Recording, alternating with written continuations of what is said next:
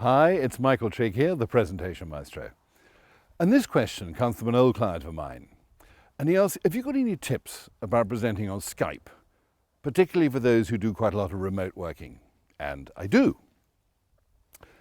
First thing to remember about Skype is that, as you all doubtless know, there's only a tiny representation of you coming across on the screen, on the computer or your iPhone. So the audience have only got this to see. Therefore, it needs to come alive a little. So my first tip would be to smile more when you're on Skype.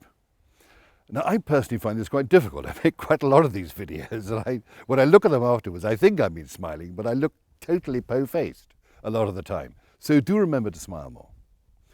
Second tip would be to feel free, in fact, not just feel free, use your hands as you talk, even though they may be off camera.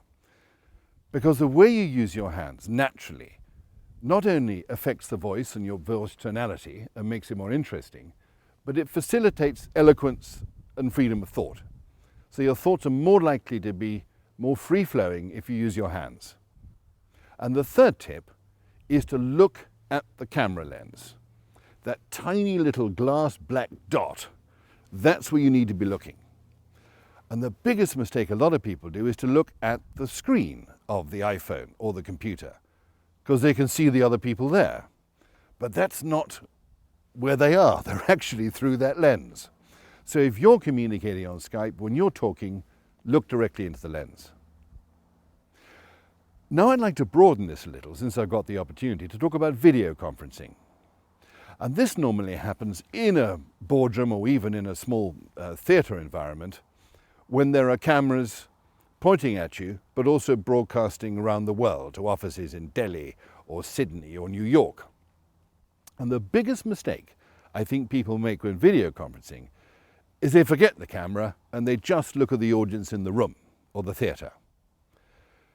You've also got audiences, if they're tuning in through video conference, in Bombay and Berlin and Cape Town. So look at the camera. Find out where the cameras are so you can look at them. Also warn your audience that you will occasionally be looking off at the camera to address Delhi or Bombay or wherever it is, so they know what you're doing.